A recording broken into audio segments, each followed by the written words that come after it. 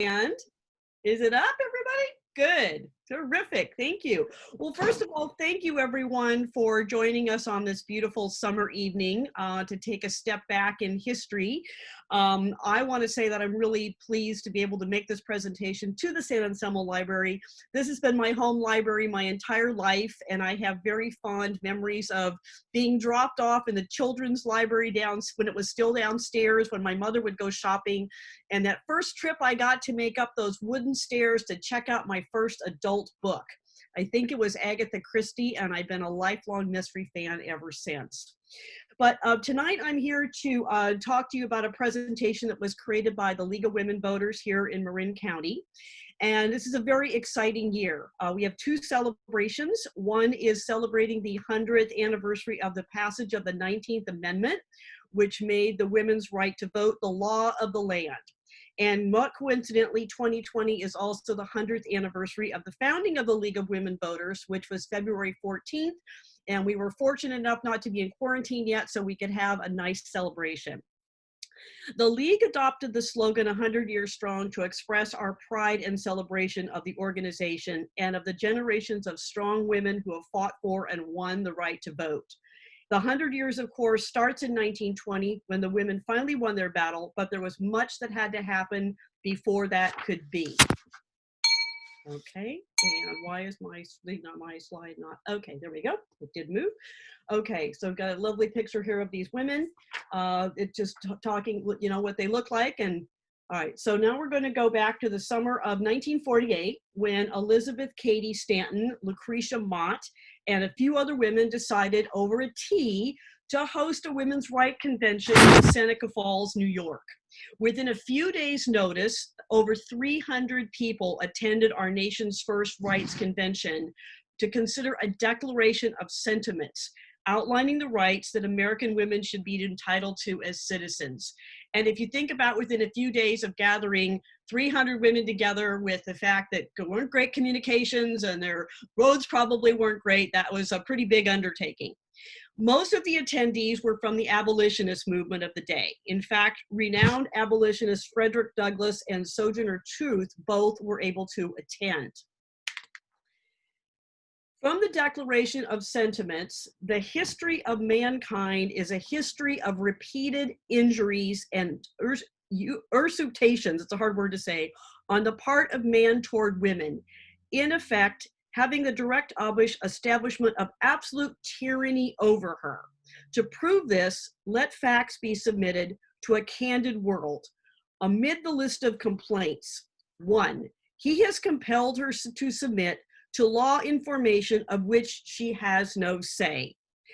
2, having deprived her of this first right of a citizen, the elective franchise, thereby leaving her without representation in the halls of legislation, has oppressed her on all sides.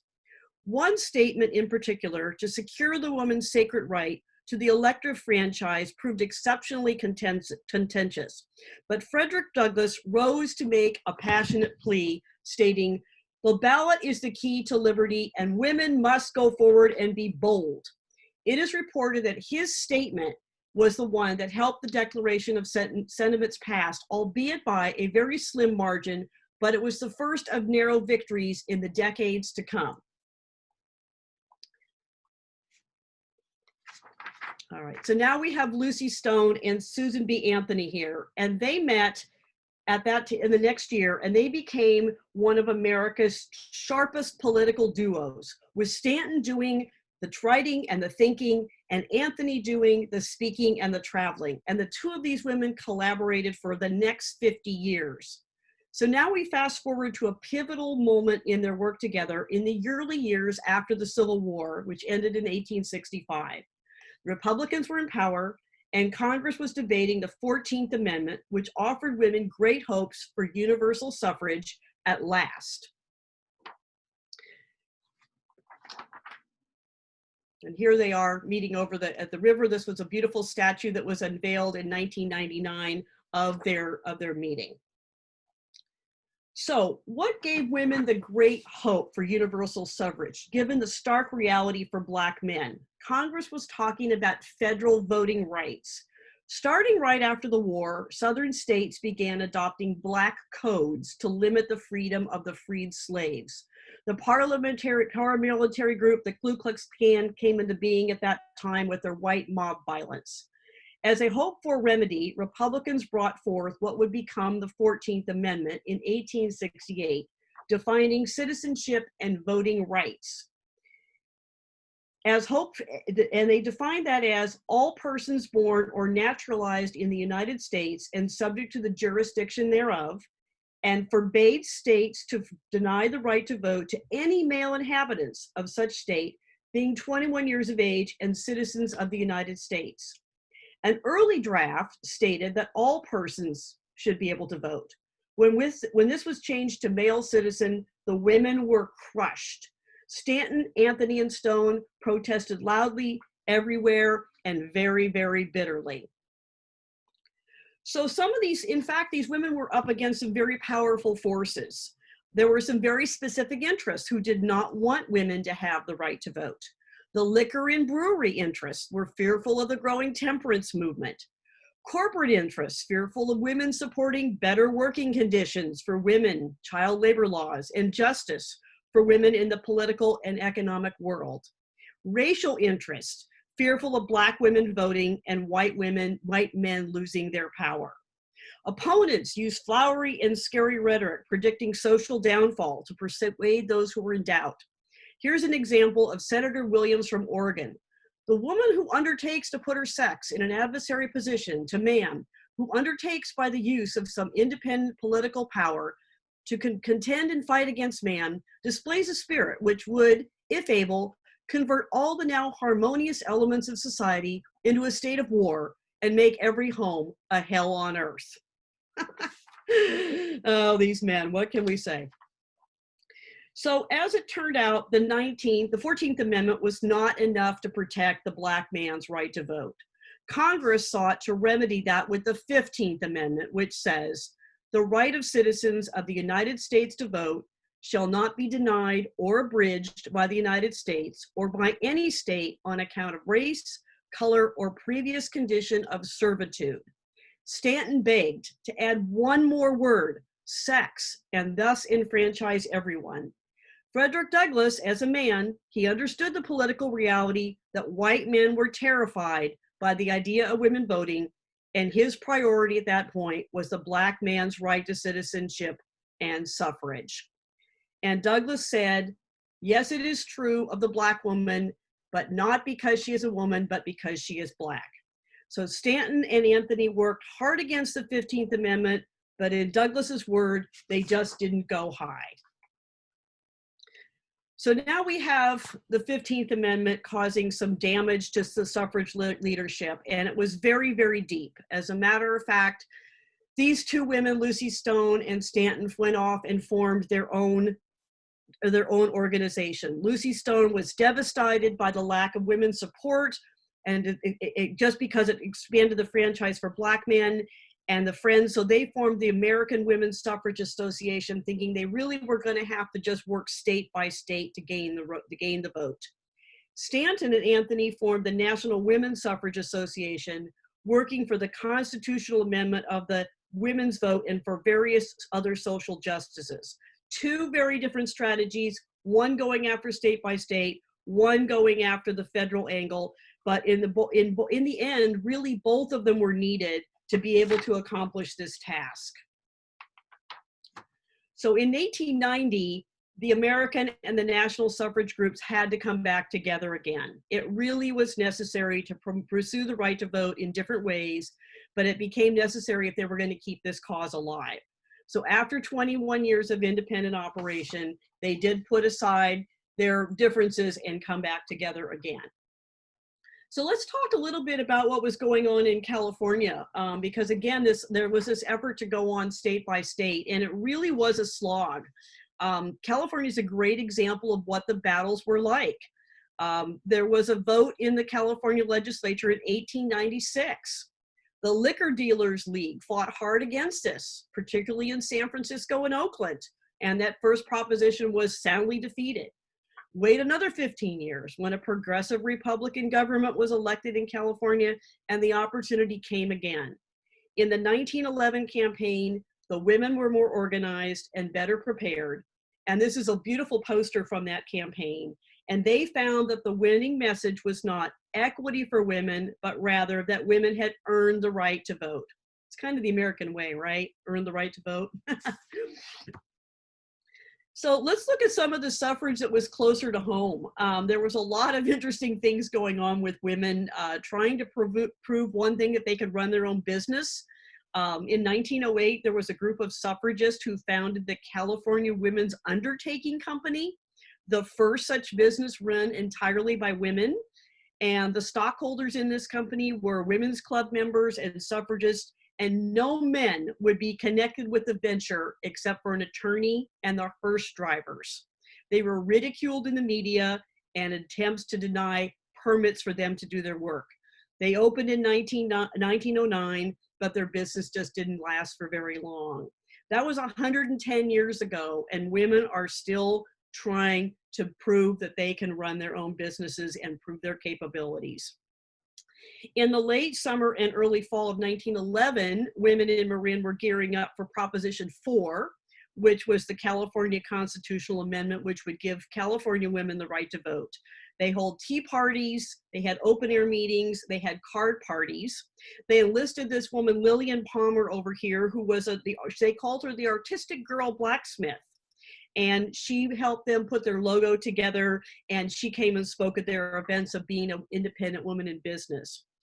One of my very favorite stories is the Mill Valley Franchise League, who took a buggy ride in a 4-horse bus decorated in the yellow suffrage colors to come to San Anselmo. The event was held at a store called O'Hare and Livermore's, and it was a shop that was filled with what they called rare draperies and objects to art. Miss Maud Younger made a short address on the vote and its achievement. And for those who did not want to hear suffrage, there was a Hawaiian orchestra and tea. That one just gives me a chuckle. Another suffrage close to home was Elizabeth Thatcher Kent. She was one of the most well-known suffrage leaders here in Marin County. She was a society woman. Her husband was incredibly wealthy, and she founded and led many of the suffrage organizations here in Marin and in the Bay Area. In 1910, the San Francisco Call announced the wife of Congress Maud, suffrage leader, reported that at a weekly meeting of club women at the Tamalpais Center, Miss William Kent, wife of the congressman, presided over a suffrage session held under the auspices of the Club Women's Franchise League of San Francisco. Many prominent members of the Ross and San Anselmo Smart Set were present, and men well known in business and social circles urged the right of women to vote. And her efforts were very helpful and successful in helping California women win that right to vote in 1911. During the decade that followed, she went on to speak before the House of Representatives advocating for women's suffrage, and she participated in suffrage campaigns in 15 states. And in her biography of her husband, she wrote in 1950, she related that she was arrested several times in Washington, D.C. while participating in suffrage pickets. And each time her husband paid the fine, telling her, "I cannot escape from the strongest sense of obligation to spend my last cent, if necessary, to keep you out of jail.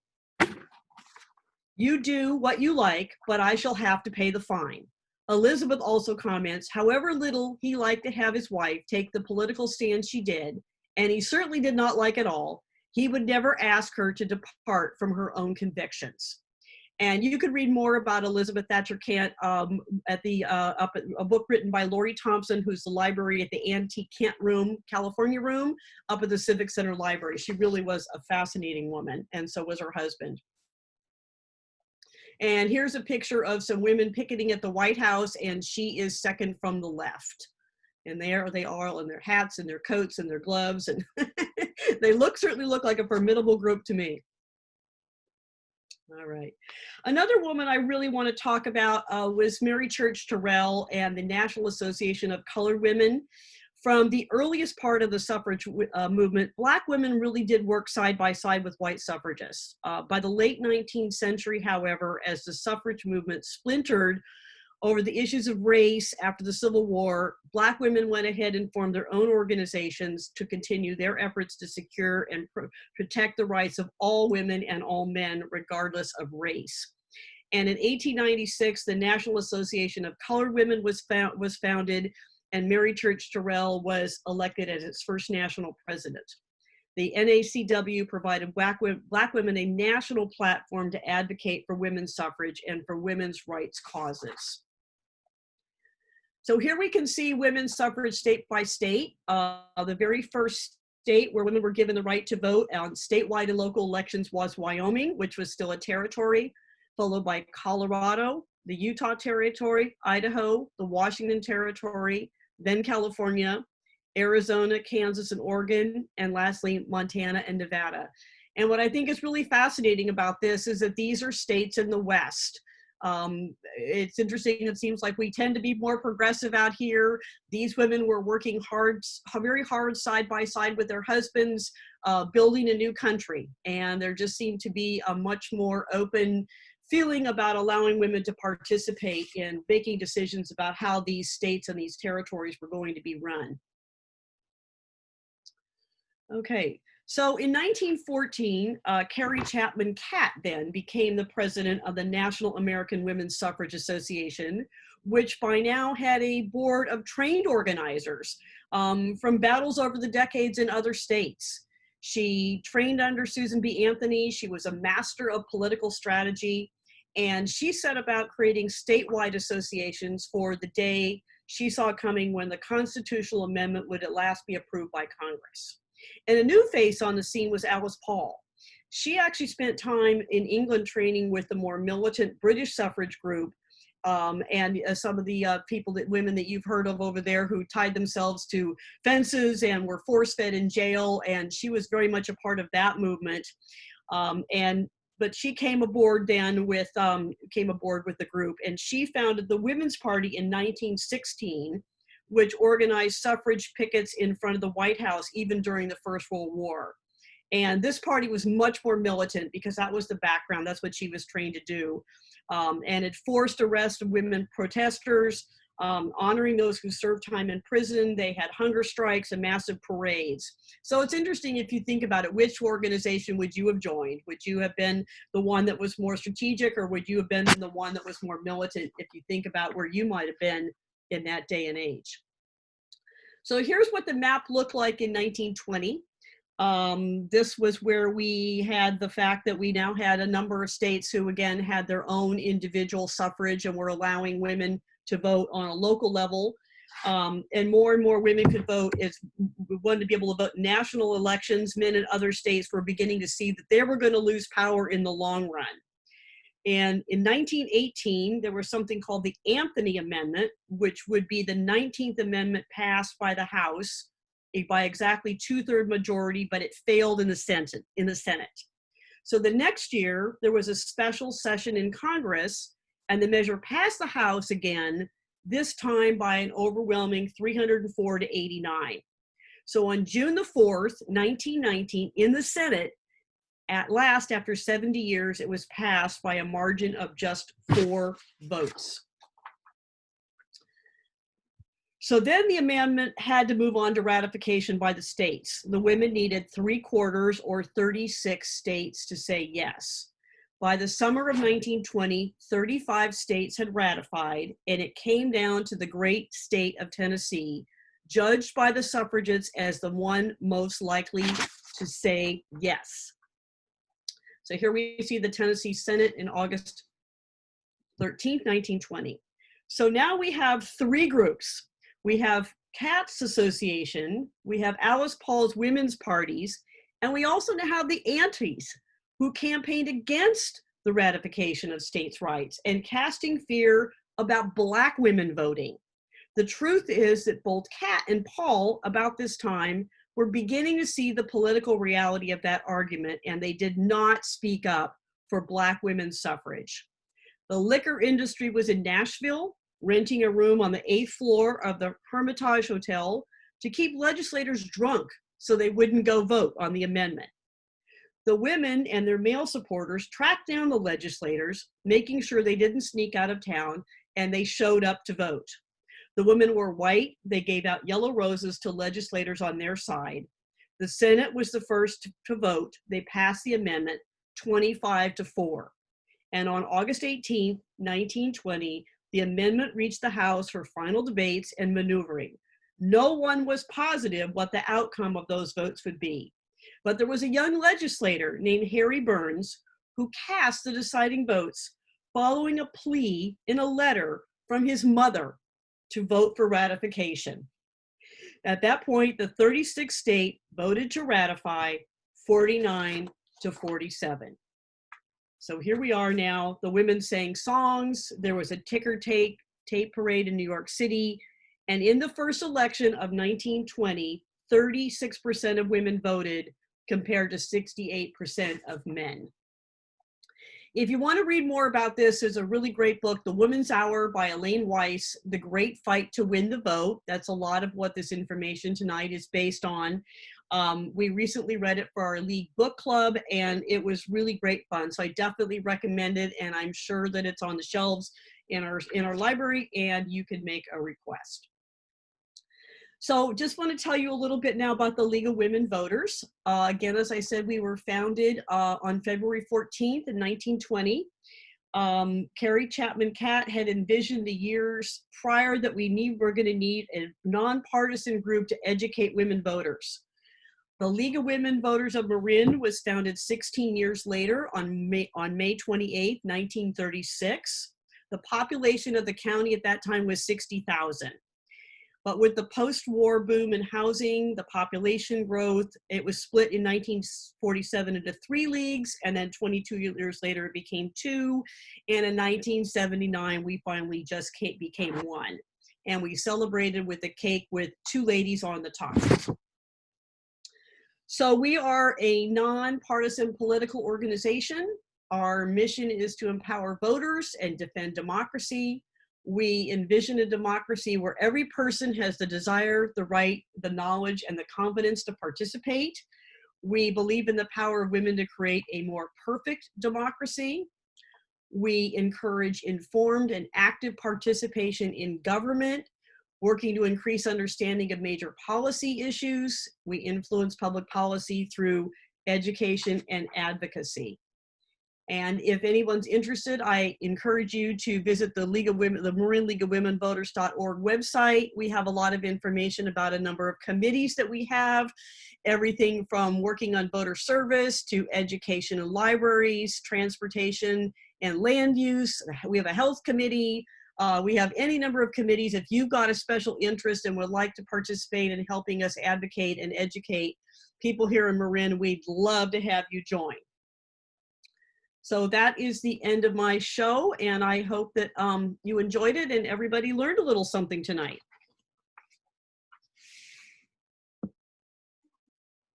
Can I answer any questions? Well, I see one here. Oh, thank you.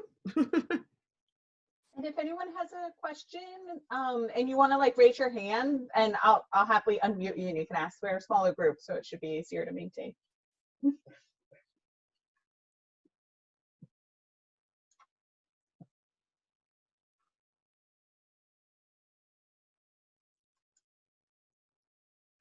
Okay. Everybody's hungry. Dinner time.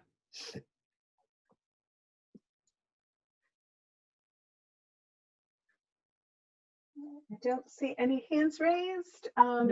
So, well, thank you all for joining us tonight. I hope everyone is staying healthy and safe right now. And if you have any questions about tonight's program or other San Anselmo Library programs, feel free to email me at sleyland@townofsananselmo.org, and I'll happily answer them or get you in touch with Sue Ream and the League of Women Voters. Thank you, everyone.